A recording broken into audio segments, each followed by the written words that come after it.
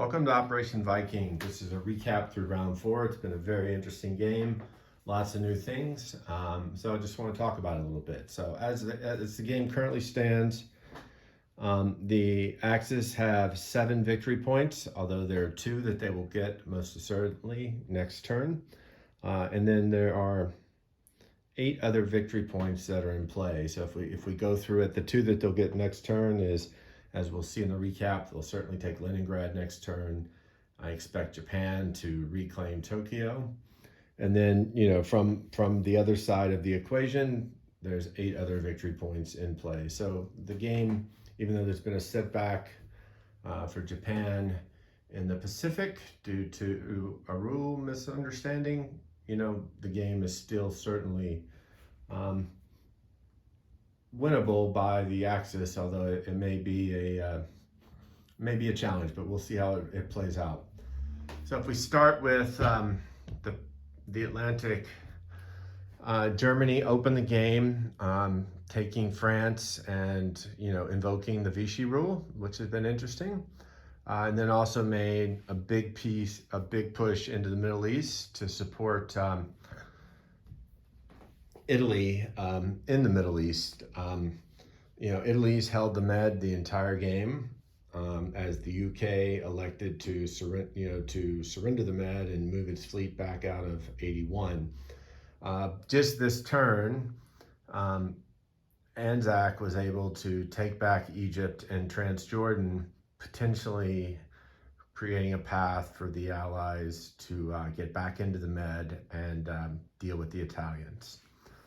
From a German perspective, took most of Europe, pushed up onto Russia, declaring a G4 attack of Russia, came hard into Belarus. One of the big battles of the game is, Germany's tech is advanced artillery, and they were able to bring 10 advanced artillery and 9 tanks into Belarus, wiping out a defense force primarily made of infantry.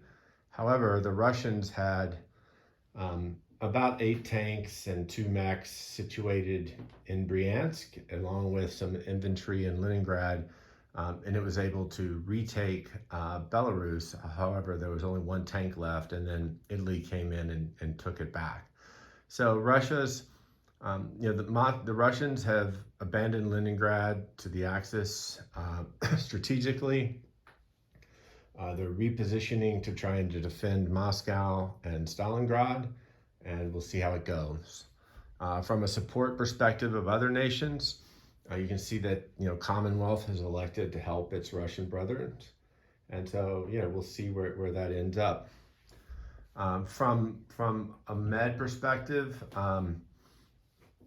UK pulled its fleet back, as said. The fleet spent a lot of time over in 39 trying to prevent a Calcutta crush. Given, when we talk about the Pacific side, given the situation over there, just this turn, the UK decided to start moving forces back over towards the Med.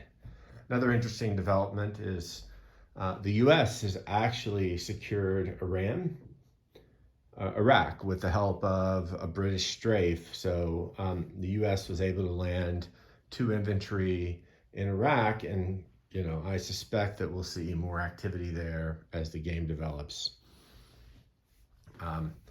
From the eastern side of the Med, Italy originally annexed Spain. There've been a number of battles over those territories. The Germans have come in and reinforced the Italians. The Anzacs tried to take out Galicia and Castilla last turn. They were successful in killing the people there, but lost their lives in doing so.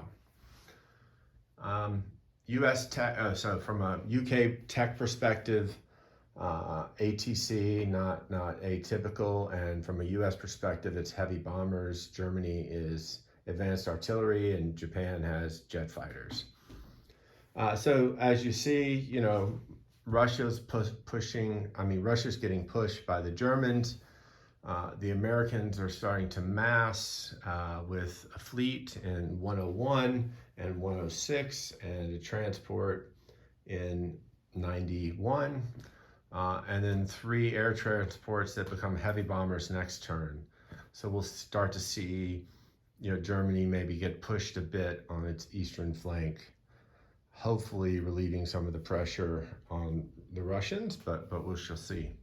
One of the interesting moves, besides having Vichy and Italy annexing Spain, and the U.S. building, potentially, securing a territory in the Middle East that it can elect to do something in, is in turn 4, there was an Italian sub in 95 that elected to come through the Med, through the channel, and attack 2 of the transports, target select a transport in 91. Interesting rule, if there's no destroyer present, subs can elect a transport, elect target select transports, and they were successful in taking out 2, a Commonwealth and American transport in Season 91 before the battleship was able to sink it. Moving back to the Far East, America originally elected to build in force in Midway. It abandoned Hawaii, and it built a massive force in Midway. Japan did its typical come into China, build a bunch of men, start pushing, through Southeast Asia towards Calcutta. But in defending Japan, there was a misinterpretation of the blockade rule and whether or not an aircraft carrier could be elected to be blocked. Because in order to bring transports through a blockade, you have to have at least 1 unit with an attack value to escort that. And so, based upon the actual rule, any surface warship can be used as, a blocked ship. So, US's aircraft carrier was able to be blocked in Sea Zone 16. You can see that there. They were able to clear the sea zone, and since the US still had a battleship left, the transports and the naval transports and the heavy bombers that were transports were allowed to come into 6A and land on Tokyo and create a battle. So, I mean, it's unfortunate for Japan. I mean, they clearly have the resources to where they could have blocked it if there hadn't been a misunderstanding. But it happened. We're playing. We'll see where it goes from here. I expect Japan will take back Tokyo this turn. It's got the resources to be able to do so. Other than that, other interesting things that have occurred in the game. Japan has, jet fighters. It's got a massive air force in Yunnan. Early on in the game, though, Japan elected to land its air transports in Guangxi, and didn't have any other ground units in there. So one of the things that the UK did, which was kind of a sneaky move, and knowing that Hong Kong is going to eventually fall, is the UK moved from Kwangtung to Guangxi and killed the defenseless air transports, as well as taking Jiangsu. Japan's able to obviously clear up the infantry next turn, but it was, a nice move by the UK in clearing it out. From a Commonwealth perspective, defending, Sydney, trying to deal with a Japanese convoy that won't tend to go away, has a couple of the Money Islands, and has taken a couple of Vichy territories in order to increase its income in the game. So it's turn 5 Germany. Looking forward to see what happens. Been a very interesting game with lots of new twists. From an income perspective, I don't know if you can see that, probably not, but I'll show you real quick. I think I have this right. Income perspective, China's on 6, Vichy France is on 7, Italy's now down to 14, Japan and Russia are at 32, Commonwealth's at 22, UK is at 43, Germany's at 49, and the US is at 60. So look forward to the rest of the game, and it's been a lot of fun. It's my first YouTube experience, and I hope I get to play some more. Thank you.